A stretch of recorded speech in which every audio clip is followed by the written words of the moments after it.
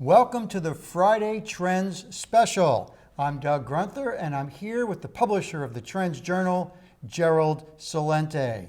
Tonight's topic, no time for peace. Well, I guess with that subject, we should toast each other first with a drink. Good to see you, Gerald. Pace y amore. I like the sound of that. Peace and love. Well, interestingly, last December, as you do every December, you come out with what you feel are going to be the top 10 trends for the upcoming year. And one of them had to do with what you predicted was the likelihood of a war building in the Middle East. Here we are 7 months into the year. Is there more of a chance for war in the Middle East or less? Well, look what's going on. The current events form future trends. You saw what happened just a week ago, last Sunday. The president of Iran warned America, don't tug on the lion's tail. We could have the mother of all peace or the mother of all wars. And what did Trump tweet back? You mess with us, it's going to be the worst war in the history of the world, part 1 and part 2. Mm-hmm. And that other guy, Pompeo, the Secretary of State? Yes, Secretary of State. What a joke. What a freak show.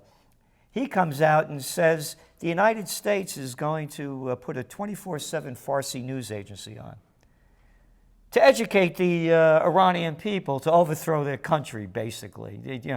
You talk, that those Russians hacked into the DNC, But here, without one piece of evidence, by the way. But here, the evidence is clear. The United States is covertly and overtly attacking Iran. They are looking for a regime change.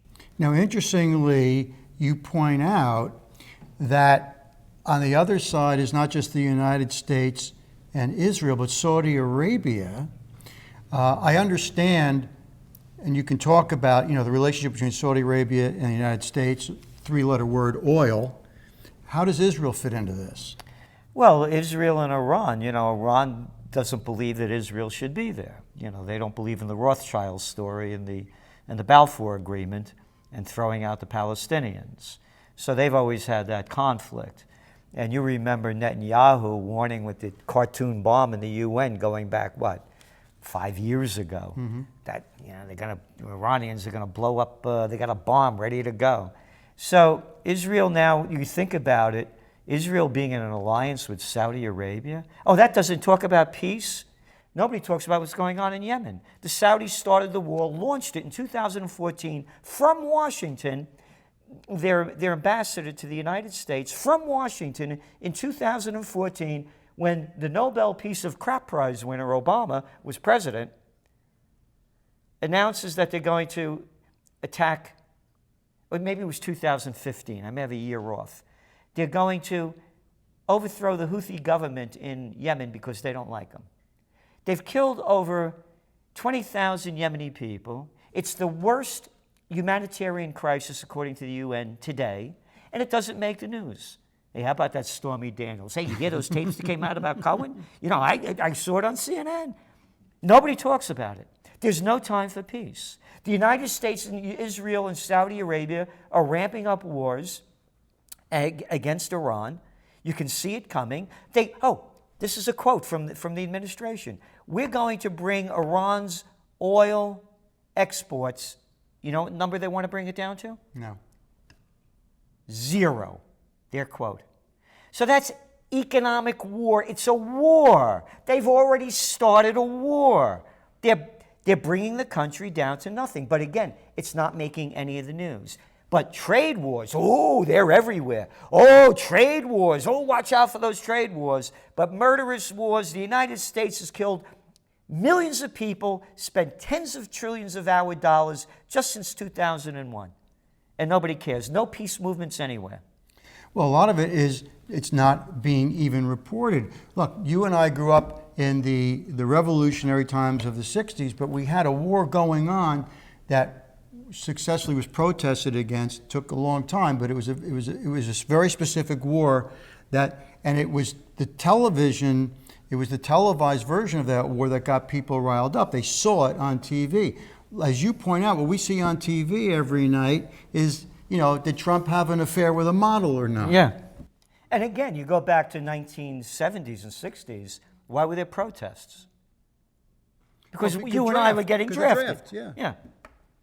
Now they're not just the poor kids, and the kids are socially deprived kids are going to find a future, a lot of them. So nobody cares about them. So, And the other thing about that as well is that not only was the Vietnam War on TV, they didn't have a thing called embedded reporters. So they're in bed. They're in bed. They're prostitutes. They're not reporters. They even call it embedded reporters. In other words, they're getting it, right? Or putting it out. So there's no freedom of the press. Oh, we can't show any dead bodies. Remember, they used to show all the dead bodies coming in the caskets. No more.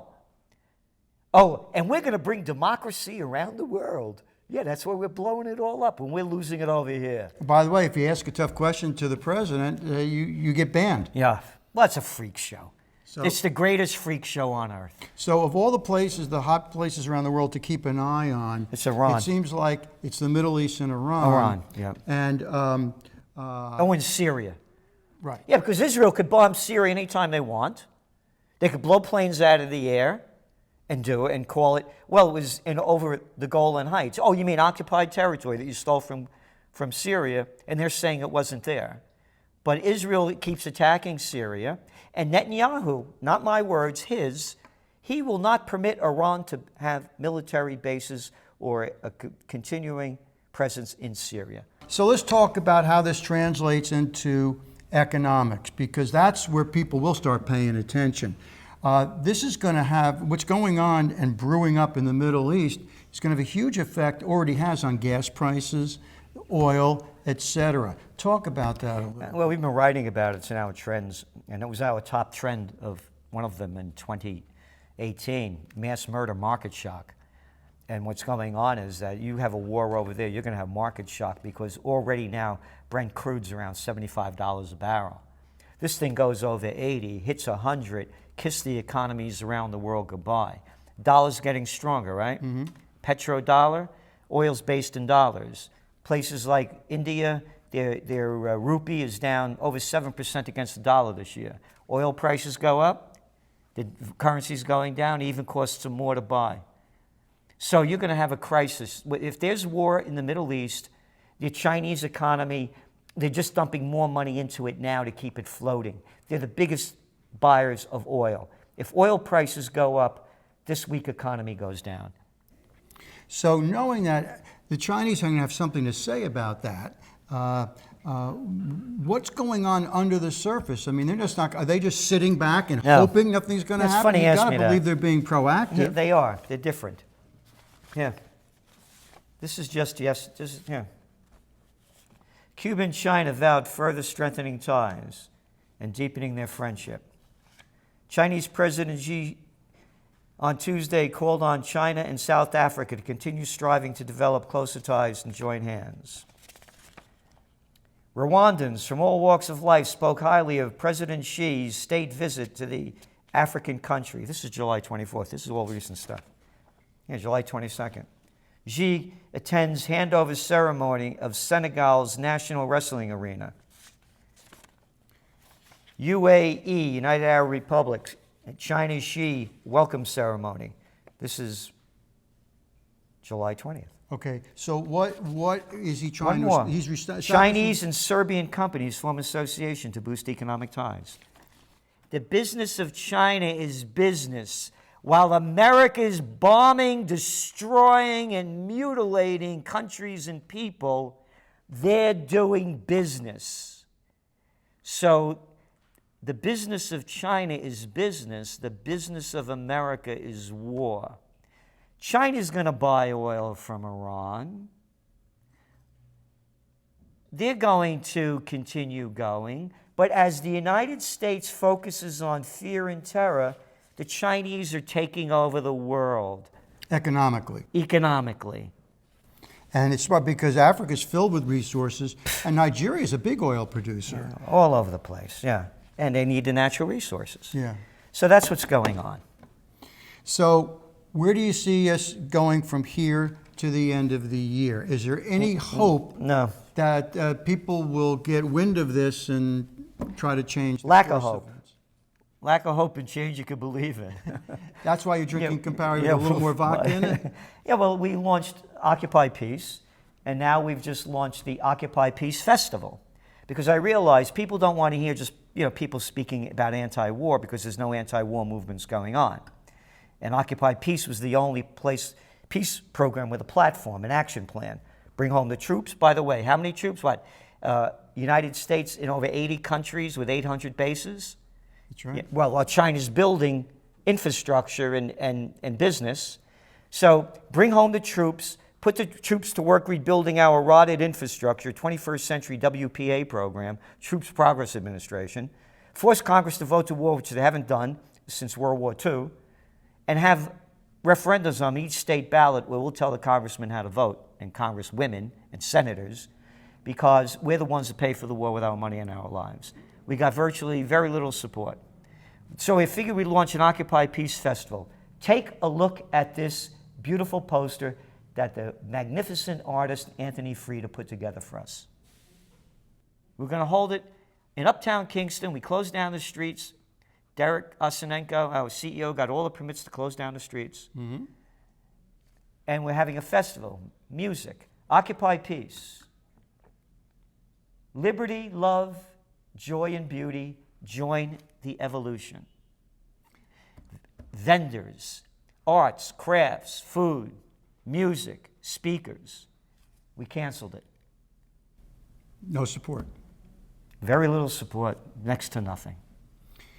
Until, if Vietnam is a precedent, until we see every night on the news the destruction going on, that much of which we're causing, I don't see much hope for a movement to happen. And unless they bring back the draft, that's the only way it's going to happen.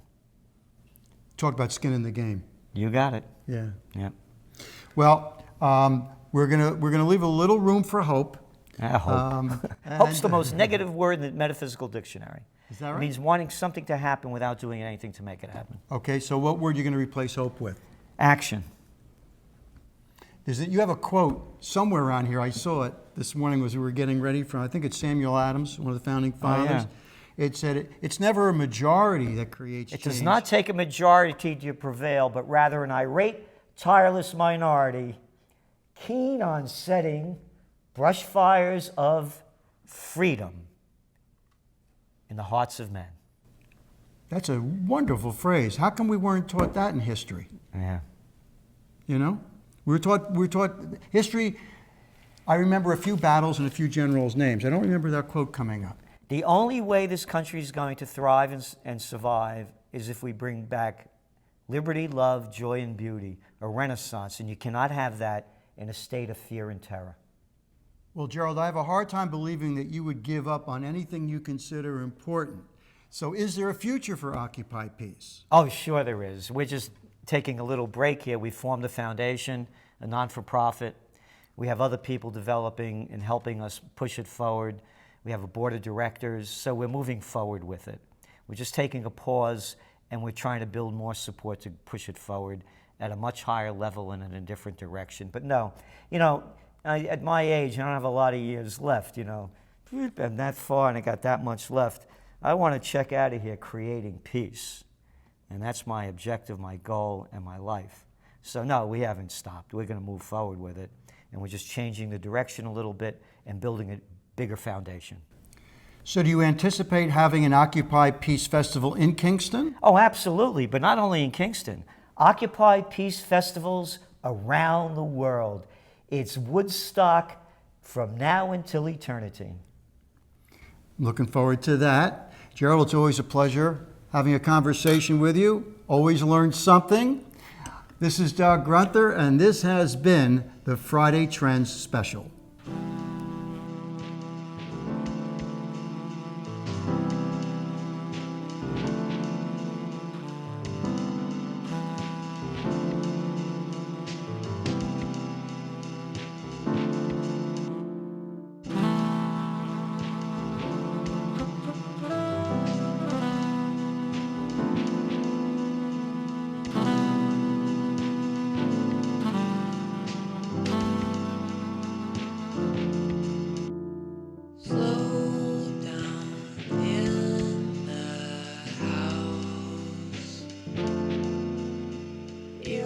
future is so bright.